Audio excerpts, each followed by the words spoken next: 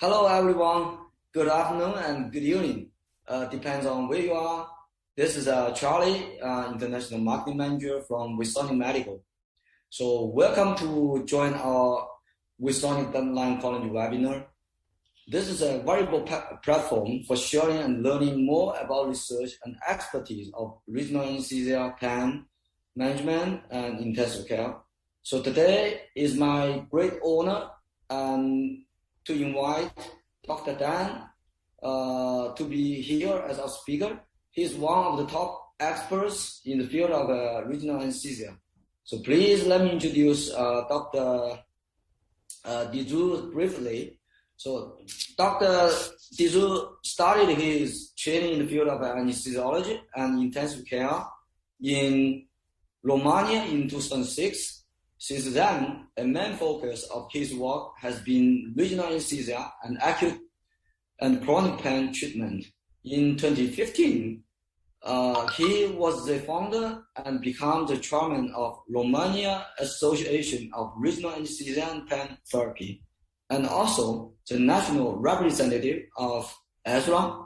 So after serving 4 years as council member for ESRA representing Romania, in 2019, Dr. Dirzu was elected ESRA board member. So in 2017, he obtained certification for his skill in chronic pain therapy by graduating Pain School International in Budapest, a fellowship organized by World Institute of Pain. So starting 2020, Dr. Dirzu continued his work as head of the anesthesia and intensive care unit 2's department in Emergency County Hospital, Cluj-Napoca. So today it's our great honor. So please invite our Dr. Dirzu to share with us topic of sciatic nerve blocks. So let's welcome Dr. Dirzu. Thank you so much, Charlie, for the kind introduction. I think you need to end your share screening, slide screening, so I can share mine.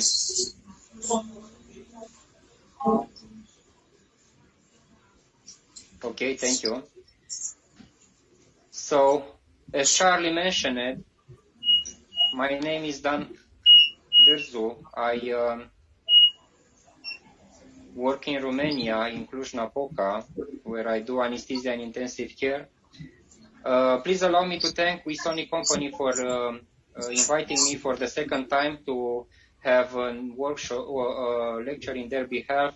It is too bad that we are doing that online. There are already almost 2 years since we are doing that. And even though I know you are all there, all anesthesia, regional anesthesia enthusiasts from all around the world, it is very hard for me to speak alone with my computer in my office. But again, I know you are there, I know you are watching, so I will do my best to show you what are my main worries, main problems I have with the sciatic nerve, and I try to conduct you how to solve your problems related with it, because actually it's not quite so difficult how it looks, but we need to understand some things. Just one more slide to show you my beautiful city. As I said, I work in Cluj-Napoca and I live here. And we have many things that we can show you if you come around to visit. One of the things you can see is the Untold project. It is a very nice concert for a few days, and you see here Armin van Buuren. I don't know if it is very it's a person that you are aware to in Asia, but in Europe he is quite popular. Before starting the real presentation, I need to tell you that I was very biased regarding the blocks of the lower limb, because I am a huge dedicated fan of spinal anesthesia and epidural analgesia and epidural anesthesia. And 10 years ago, you could hear me saying that blocks of the sciatic and femoral nerve are for the ones who are not able to do spinal or they are not able to conduct a proper epidural.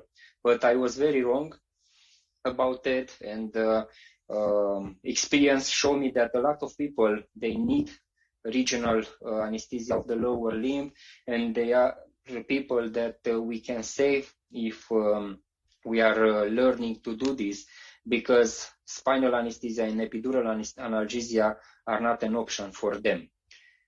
I will not show you many papers related with this topic. I will only show you 2 papers. And one of the papers I will show you is this one, Lower Extremity Regional Anesthesia, Essentials of Our Current Understanding.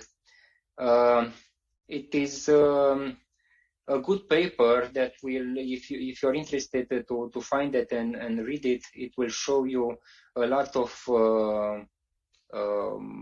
good knowledge you need if you want to master the blocks of the lower limb.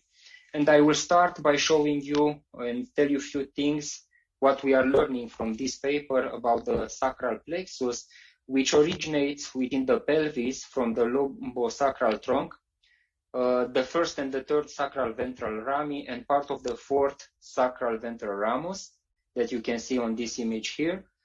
And the sacral ventral rami enters the pelvis through the anterior sacral foramina and coverage to form a flattened band.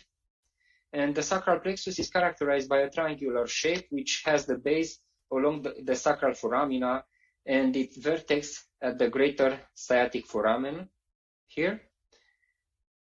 And it lies ventral to the piriformis muscle, and the dorsal, it is dorsal to the presacral fascia, which separates it from the intrapelvic viscera.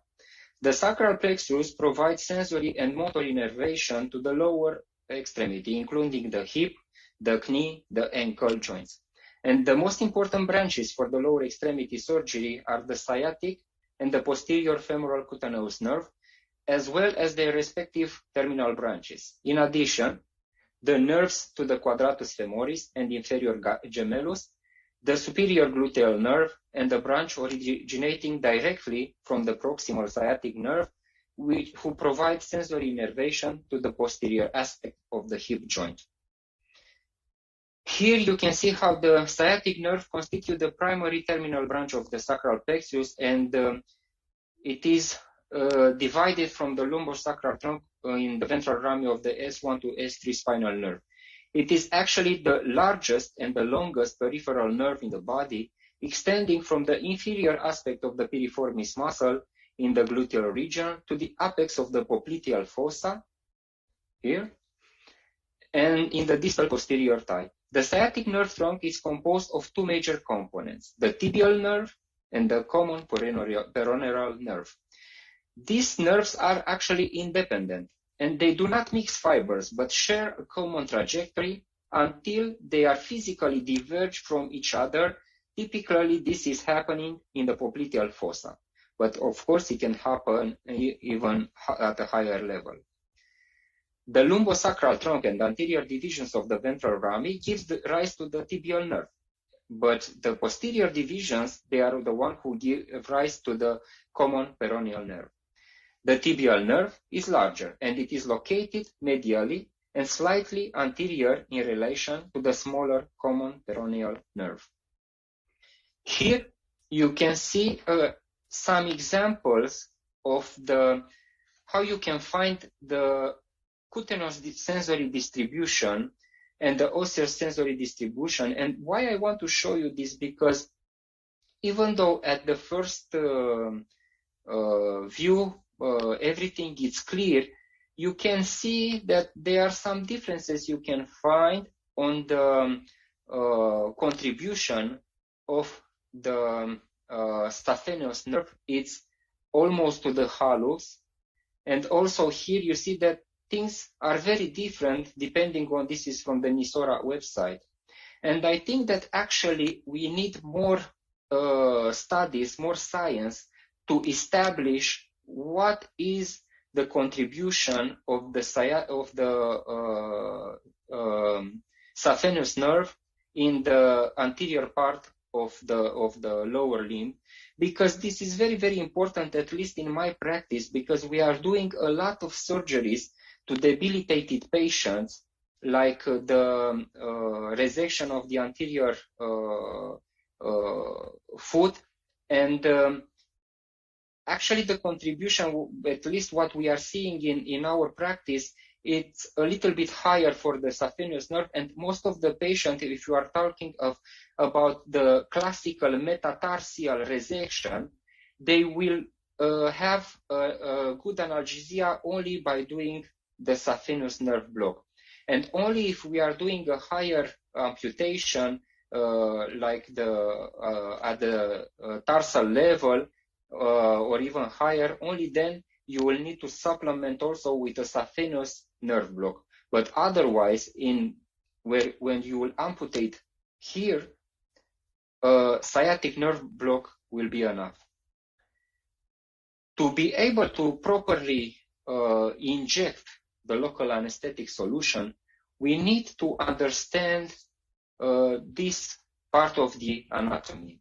How a nerve, how the sciatic nerve is constituted. And we need to understand that it has a common extraneural connective sheet around the tibial nerve and the common peroneal nerve, which forms actually the sciatic nerve trunk.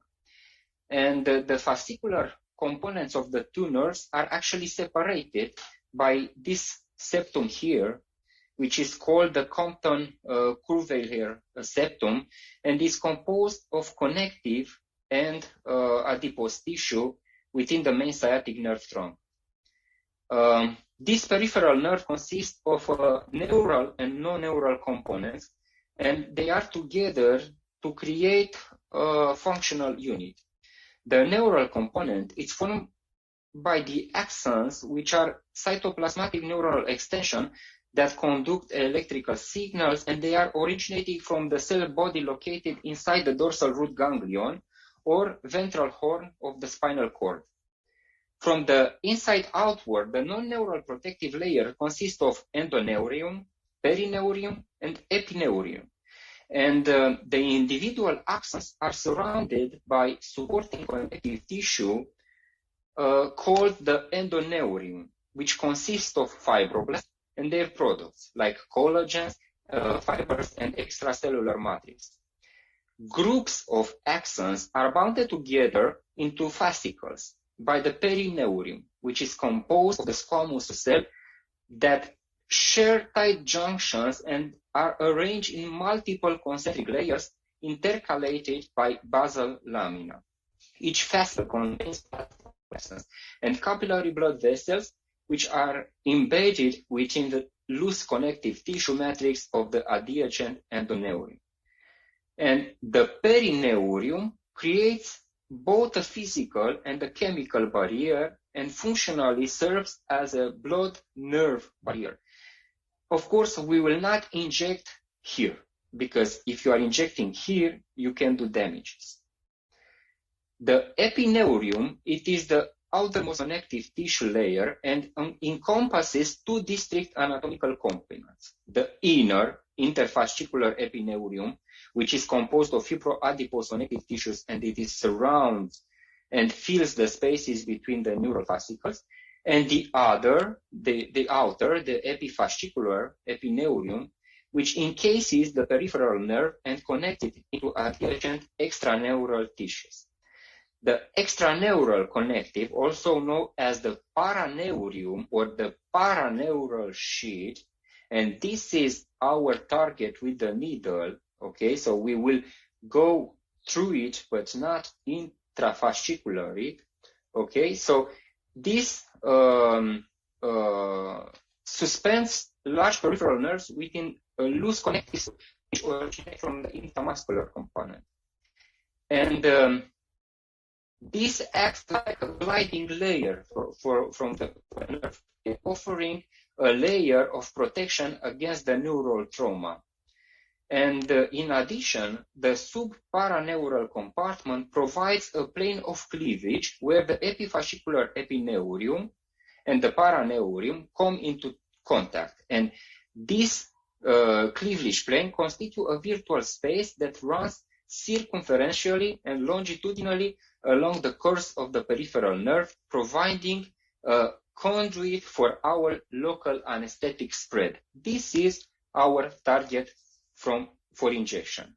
And of course, each nerve consists in varying proportion of non-neural connective tissues in general, and the number of fascicles and the fascicular bundles increases from proximal to distal, and the sizes of the fascicle decrease. And most of the nerve, the percent of fascicles and may be between 25 and 75%.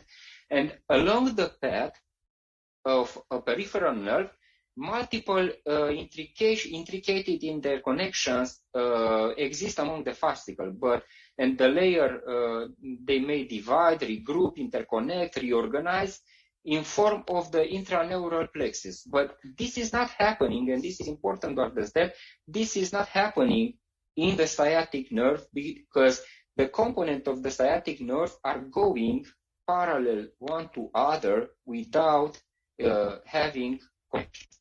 Okay, it is very important to understand this aspect from the practical point of view. And I will go further to talk about the techniques, because this is the anatomy informations that are enough, are necessary and sufficient to do this type of block. And I will tell you about the proximal sciatic block, which is classically being described in the subgluteal compartment. Here, the sciatic nerve lies between the quadratus femoris and the gluteus maximus. And if you have a good ultrasound equipment, when you place your transducer in this manner that you are seeing this dotted line here, between the ischiadic tuberosity and the greater trochanter, you will see the muscle layers. And here, this triangle here will be the sciatic nerve. And of course, this is one way how you can do it. But if we remember the anatomy that we had here, and no matter what our source of information is, you see that this part of the thigh, the posterior part of the thigh, no matter the source, it's actually innervated from the posterior femoral cutaneous nerve. And even though this access is possible, I wonder why we should do it. Of course, if we don't target anesthesia or analgesia, and we target to have paralysis of the muscle of the thigh, then it is a good injection. But if we want to do analgesia in this part here, I think that you will not have much effect by blocking the sciatic nerve here. Of course, what you can do is to go a little higher at this level here.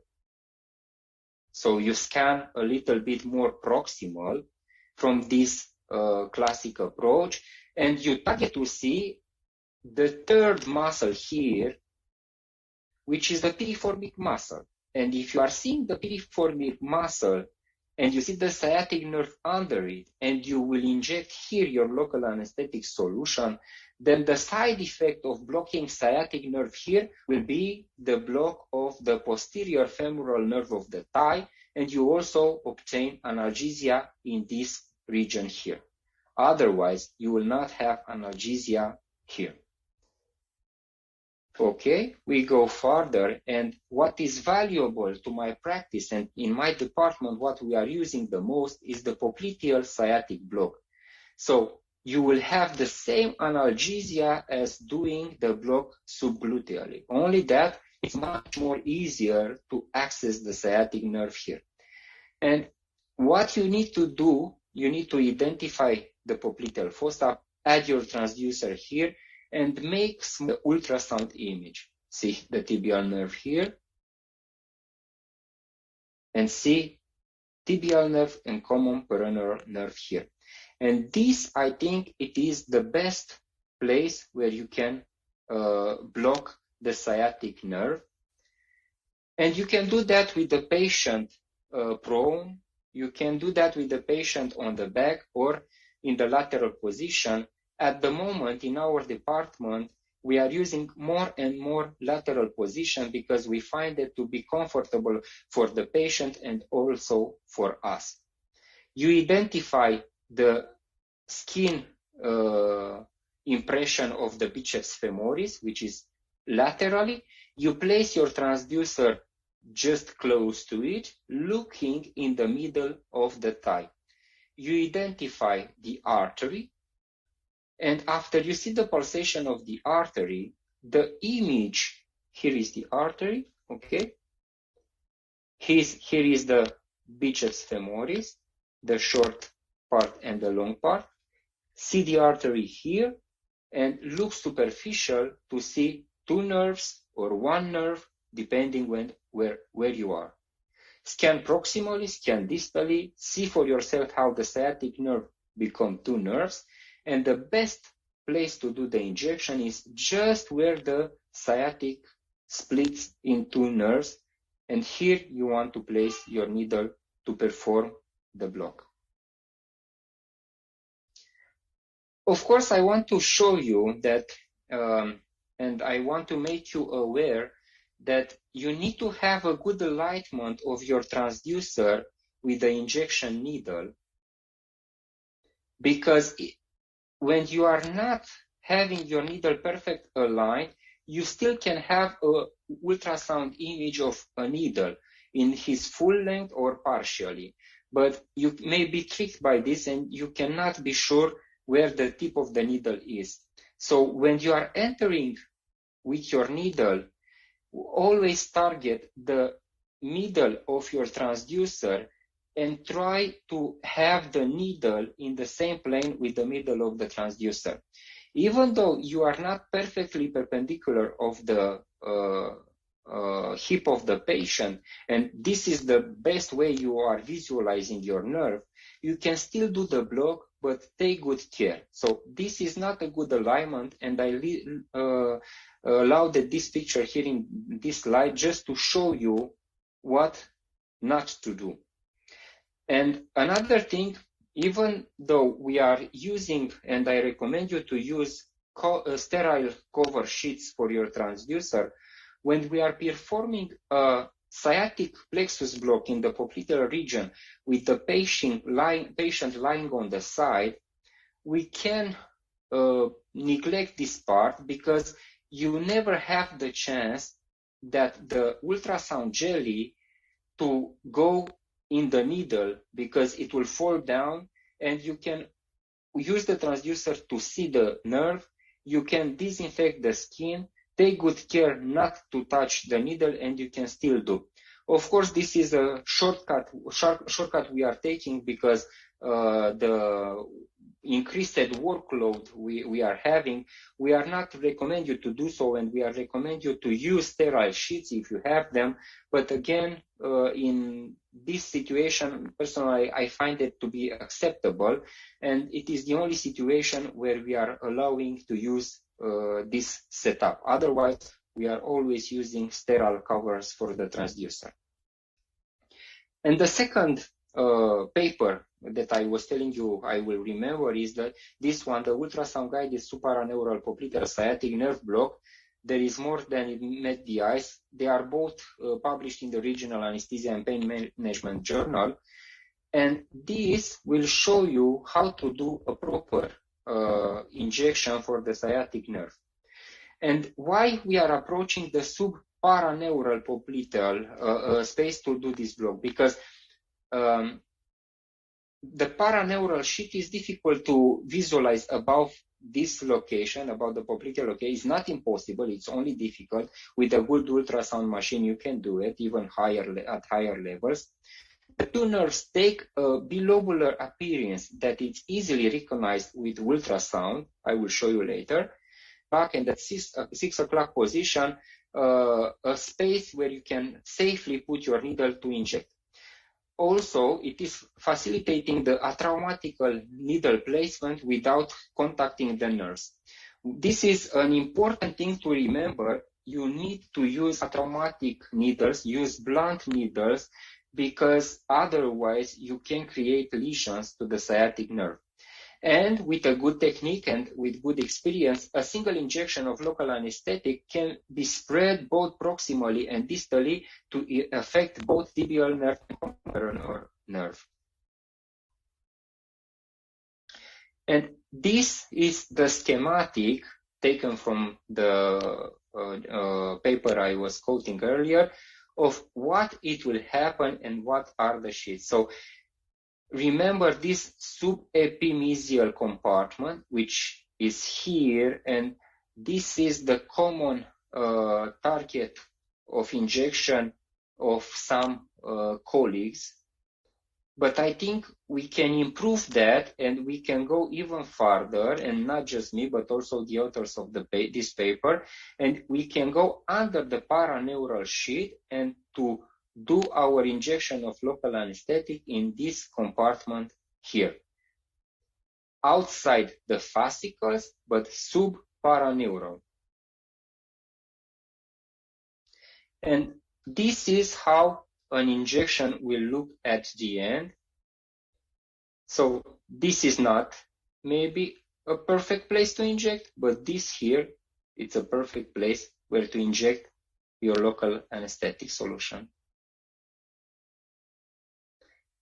And doing this, you can safely inject local anesthetic without damaging the nerves, as long as you have a good technique, you are visualizing the tip of the needle at all the times, and you are using a blunt needle. Because when you think that your needle tip is here, it should be here and not deeper to cut the nerve fibers. Now you can watch my friend Mario from Madrid dissecting a sciatic nerve. And what I want you to show you is the space. So see what he is doing with the scissors inside the nerve, and this is not damaging the nerve. See the fascicles and see the connective tissue he is cutting right now. It's very important for you to understand that actually you can inject what we are calling intraneurally without damaging the sciatic nerve.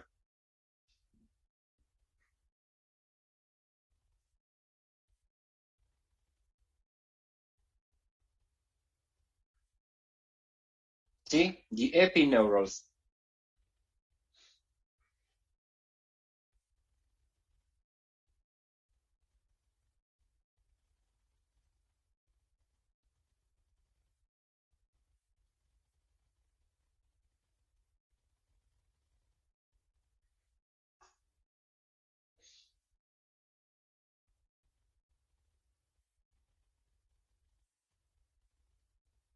So that's a fascicle. We don't inject inside it, we inject around it.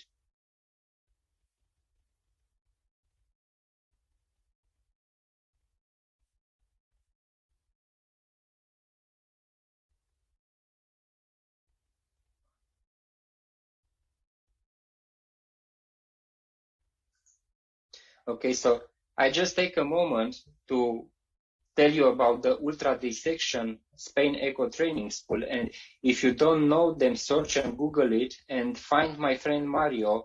And if you ever have the opportunity to go to a cadaver workshop in his department, there are no words enough to recommend you go there, feel the nerve for yourself, touch the nerve yourself, put the needle at scene, inject and understand what is happening, to go over your fears and to understand what it is really important when you are doing regional anesthesia.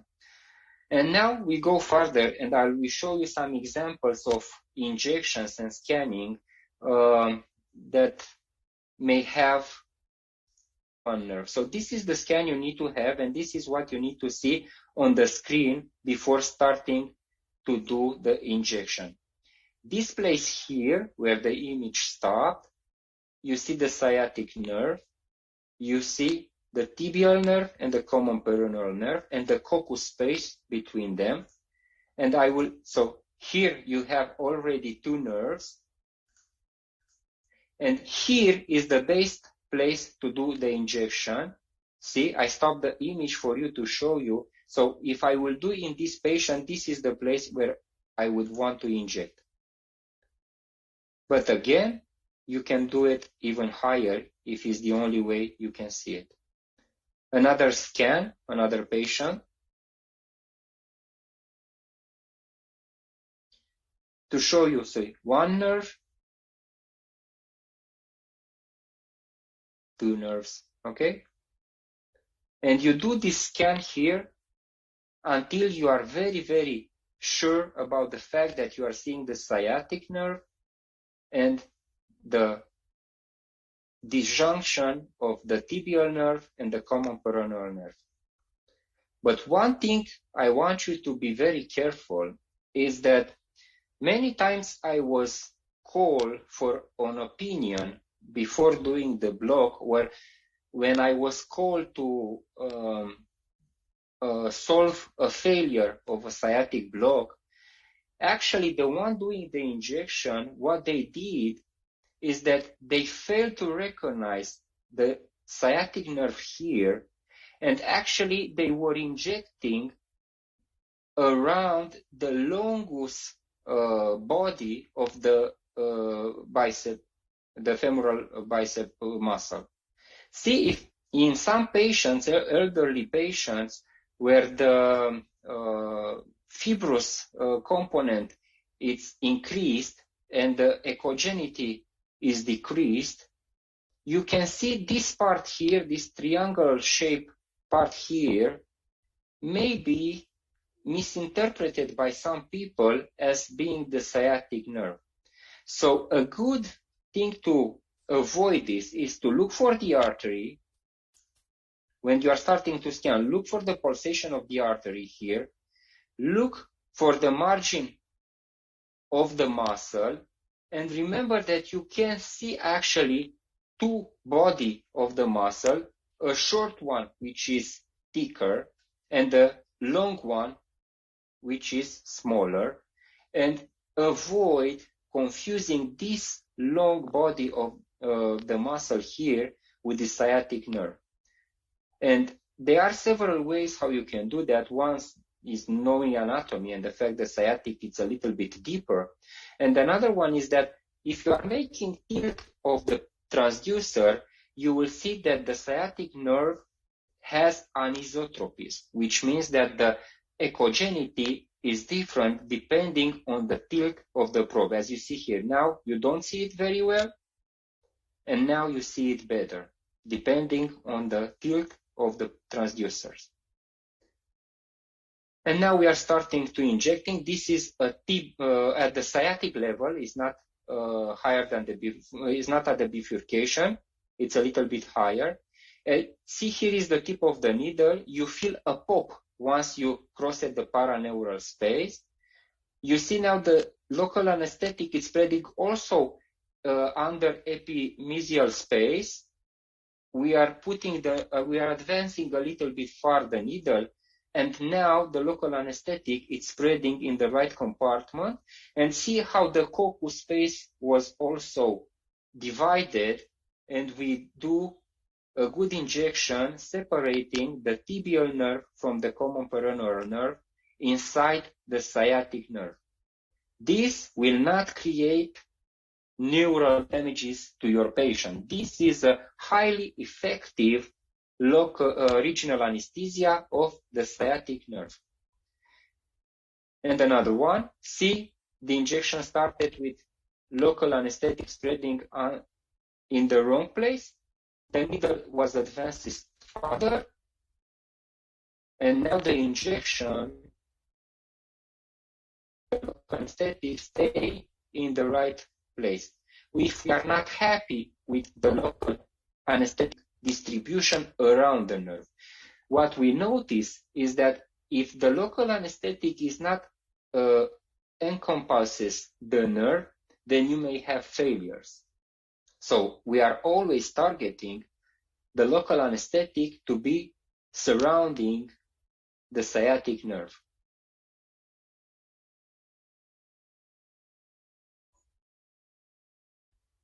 Okay, so the injection is done, and see now another scan will tell us information about the effectiveness of our injection. Here we are scanning distally and cephalad the sciatic nerve and the tibial and the common peroneal nerve to see how the local anesthetic is surrounding the nerves for a very, very long distance, like 15 centimeters higher than the injection point. Another one from the equipment we are using in our department, you need to know that all these injections that you are seeing here, they are actually not performed by myself. They are performed by my colleagues, which, how you can see, they are very, very skilled in performing this block. And I want to thank them for allowing me to use their movies. See, the needle entered the suprareneural space, and injecting with a very, very good technique, you can actually dissect the conjunctive tissue from the nerves.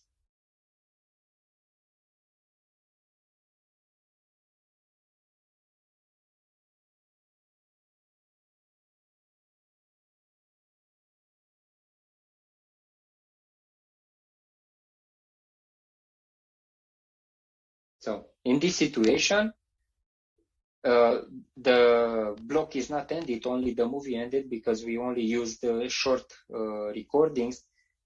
I will show you another one, and later I will show you the continuation of this one. So this is a typical sciatic block, how it is performed in our department. The needle comes from the lateral. We feel the paraneural sheath, see the tenting, feel the pop in, because we use blunt needle and you have good feedback while advancing. And while injecting the local anesthetic, small reposition of the needle, but again, you can only do that if you have a good technique with the needle. You don't want to advance with the needle if you don't know where the tip is, because you don't want to do damages. And we are never using cutting needles, only blunt needles. And see how the local anesthetic is spreading around both components of the sciatic nerve. And if we are not happy, then we reposition our needle, see how it's going tangential with the nerve without touching it, only pass nearby, and reposition at 12 o'clock, and inject again, and we obtain the spread of local anesthetic solution. See, the neural part of the nerve is here. The conjunctive part. See, this is a perfect injection.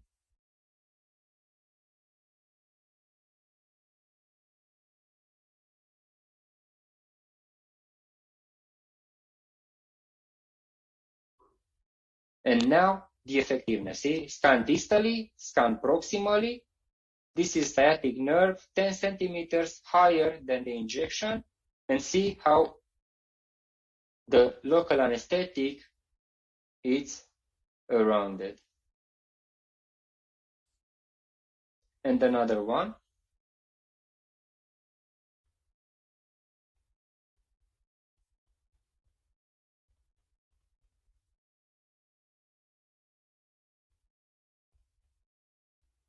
It is important that the needle will be targeting the injection place as soon after entering the skin.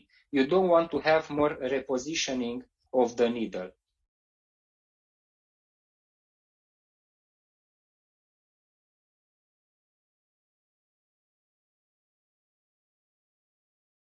Success rate without complications.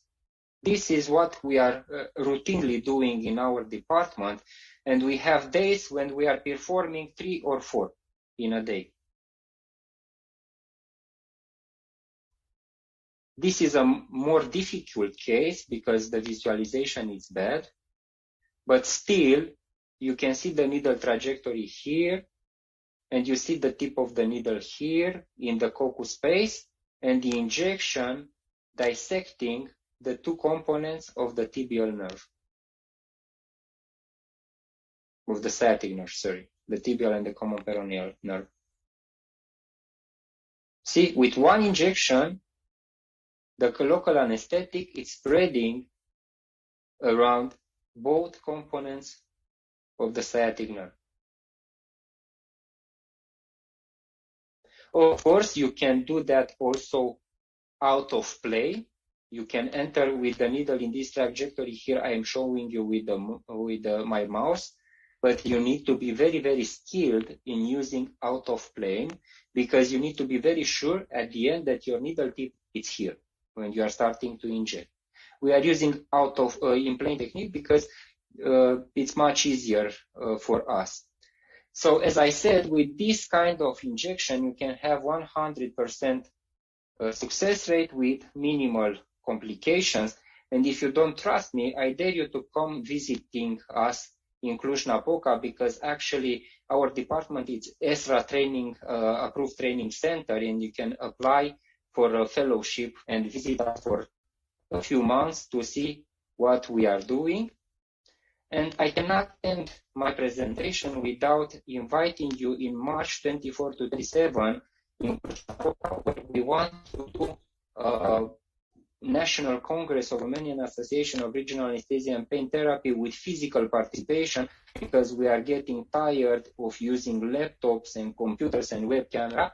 And for the Romanian audience, if you will Google EduSon, you can find on the EduSon platform and EduSon website a full course on regional anesthesia that you can use to understand few things and to see how you can perform regional anesthesia in the right way.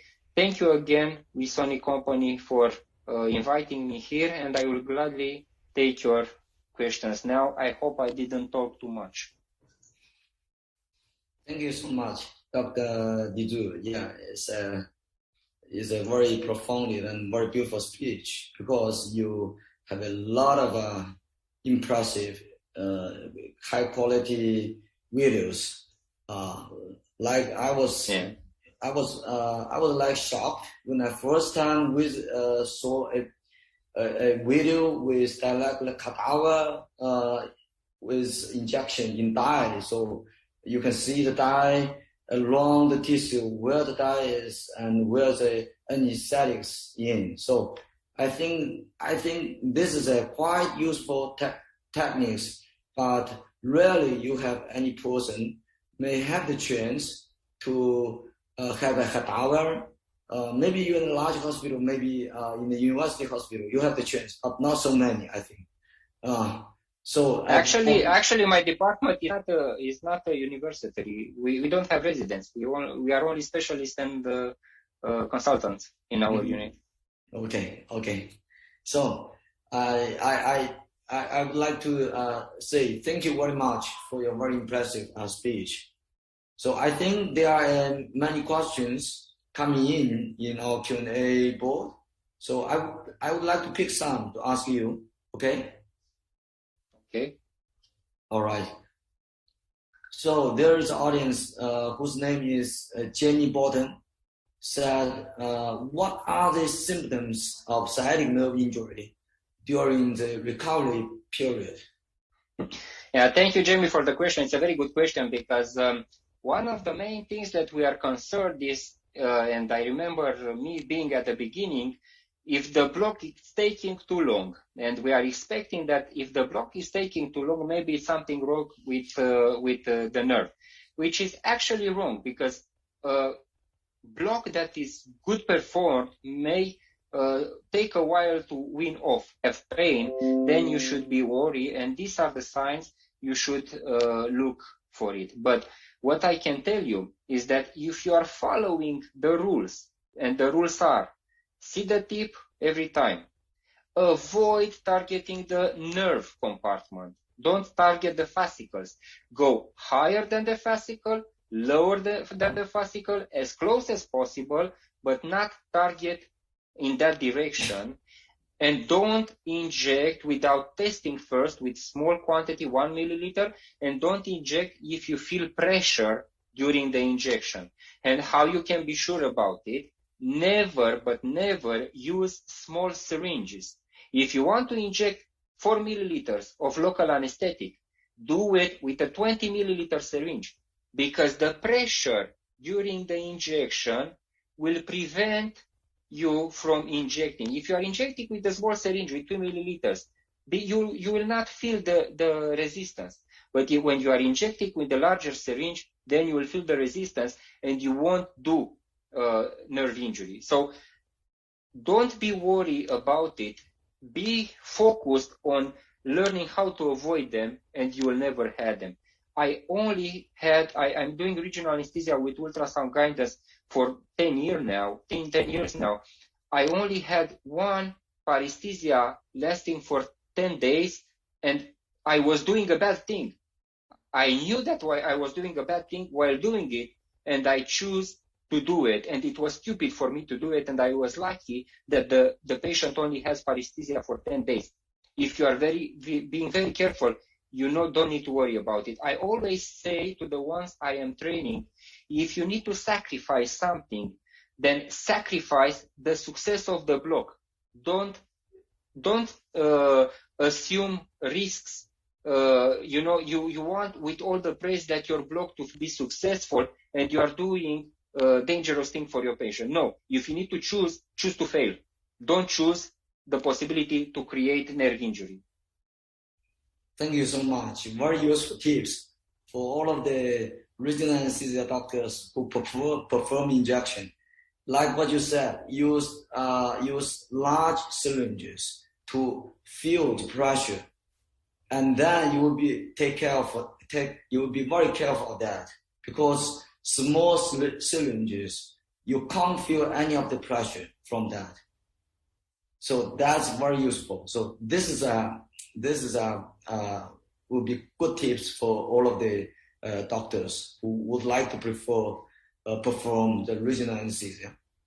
So the second question for you is from anonymous person. He said, how you to distinguish between sciatica caused by this is a kind of a rheumatism, and sciatic caused by trauma. So what's the specific performance? So I think your question might be related with the patient who has rheumatism and also has trauma, because otherwise yes, it's not something you can consider. It's a tricky question, and I think what we need to remember is that if patients has neuropathy, pre-existing neuropathies, and they are exposed to trauma, no matter if it is a surgical trauma, an accident, or a needle trauma, then they will be more prone to have nerve damages. The question is from the medical legal point of view. I don't think someone can ever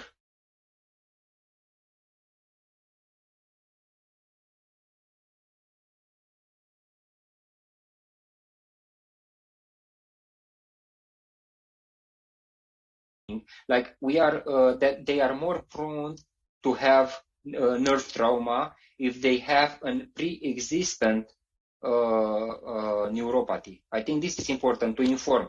Otherwise, who did what is very hard to prove something.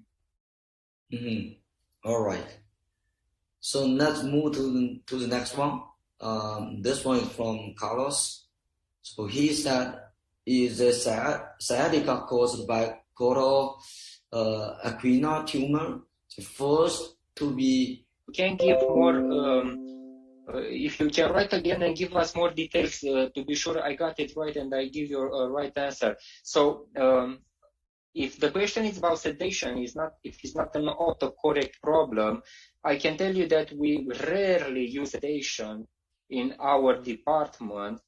I am at the moment, I am a fan of sedation. I did a lot of blocks with patients sedated, but at the moment, the patients we are treating, they are so sick that even 1 milligram of midazolam may do them harm, and it can end up in respiratory arrest because they are very, very sick. So at this moment, in the last few 2 years, I think we never used sedation to patients for regional anesthesia.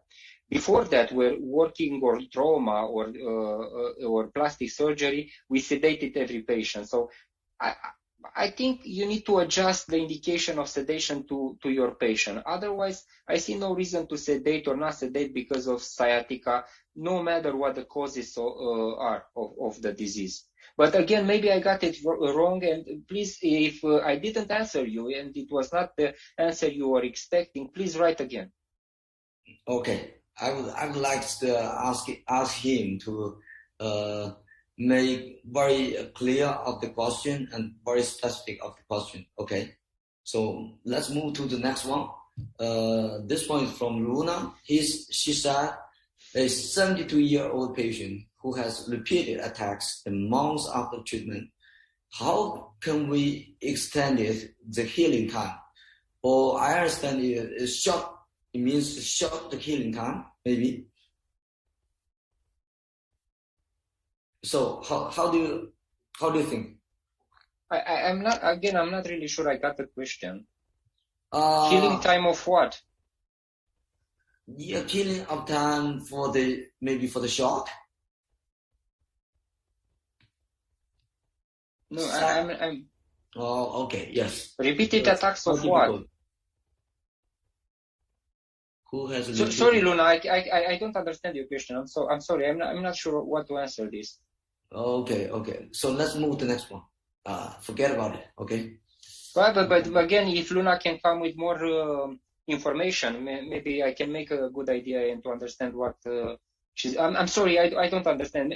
There are a lot of, you see, this is the problem with online, because if you are texting from your phone, then autocorrect interfere and changing your word, and the message you are transmitting is very different from what you meant, you see, and you are not checking again. So maybe it's an autocorrect problem. Mm-hmm. Yes, so let's move to the next one. This one is from Candice. She said that symptoms of numbness and pain in the recovery period of the sciatic nerve injury are aggravated. Mm-hmm. So which is also a manifestation of the recovery, indicating that the nerve function is restored. So if the patient reports that pain is worsening, how to judge what the condition is worsening or entering the recovery period? Thank you, Candice. This is a very good question. And what I will do first thing is that I will do a ultrasonography of the nerve in the region where it's blocked. I will look. Maybe I can see something that it can guide me with what is happening with the patient. Okay? If I'm not seeing something that I can understand, if it looks normal or I don't understand what is happening, then I will call a friend neurologist and I will go further to do an electromyography of that patient very, very fast, because you can have good information about what is happening with the patient. So this is how I would approach this. Okay, good answer. Why? Because I want to be sure that the patient doesn't have nerve injury, and even so, if it has nerve injury, I can tell you, I will do again a block to that patient in that region or even higher. And if you are not the senior in your department, call the senior in your department and ask him to do a block for the patient, because I can tell you that if the patient has a problem with the nerve, making a block will actually, I think it will help him to heal better. But if you're not... That's a good way to handle difficult cases or difficult situations. Okay, let's move to the next one. So this is from Dr. Fang. She said, hello, professor. So for many low extremity bone fracture patients, changing position to do the popliteal sciatic nerve block is quite painful and inconvenient. So can you share more experience on? Sure. I have a lot of experience. I have a lot of experience with doing that.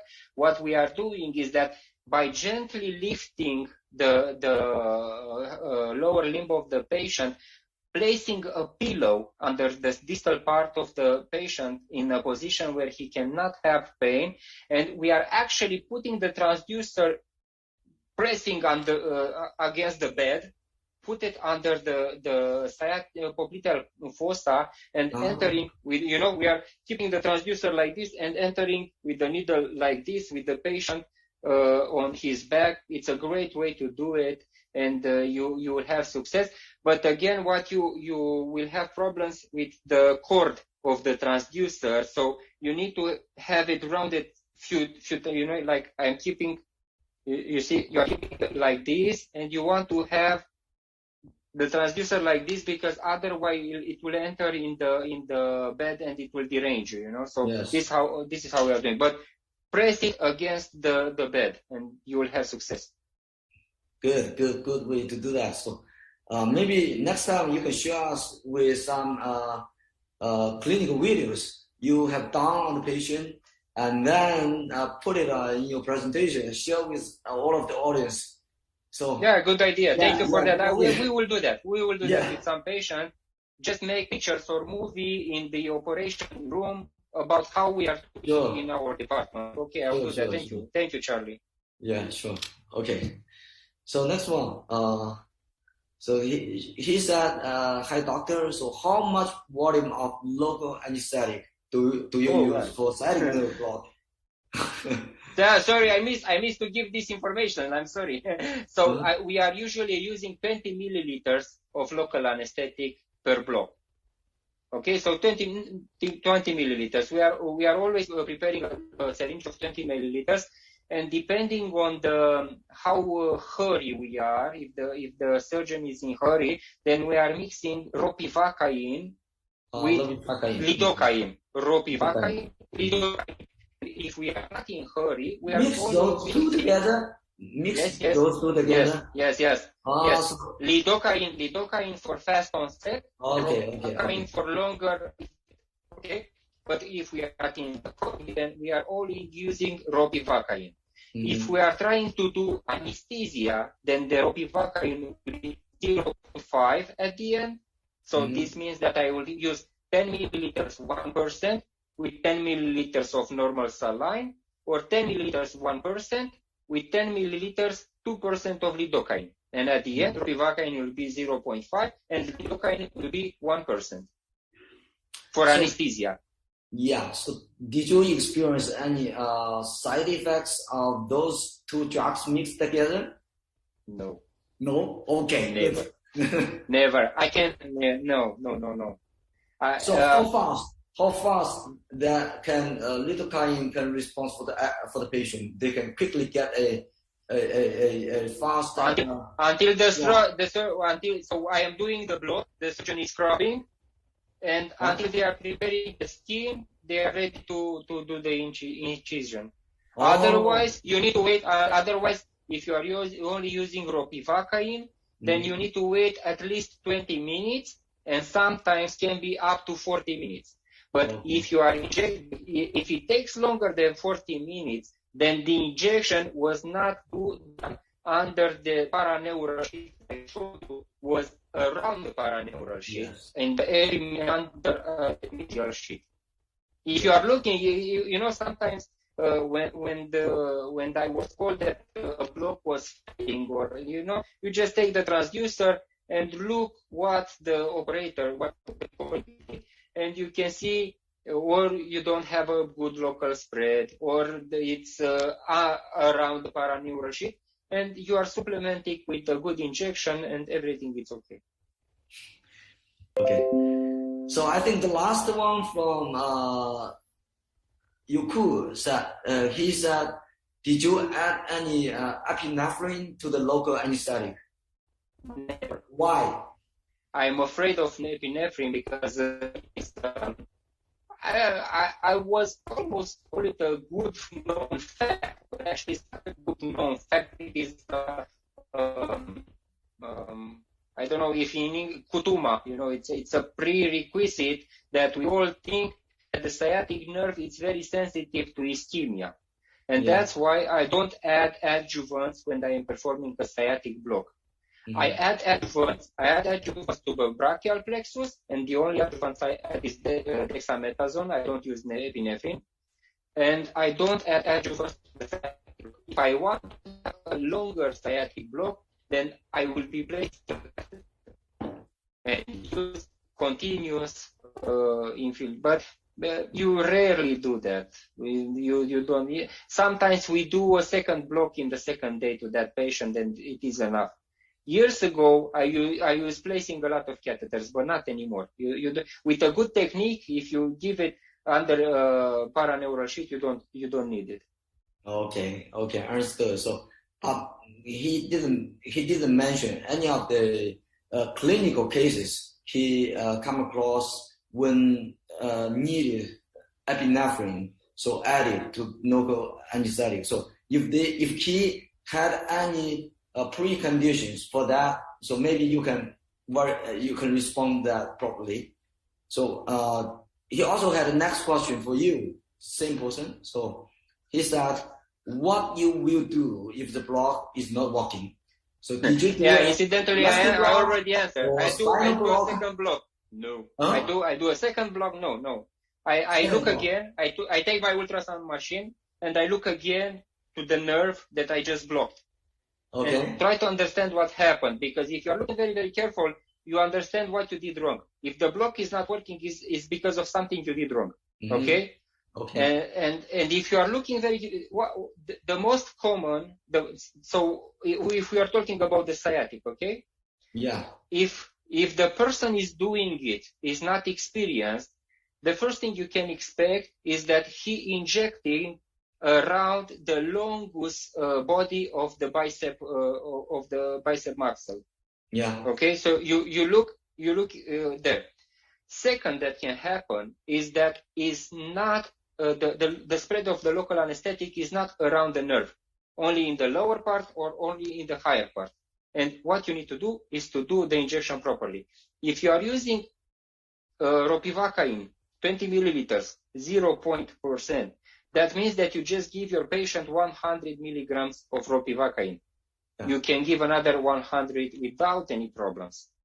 Okay, so what I do is that I complete the block and make it working. That's why I'm telling you, we don't have failures.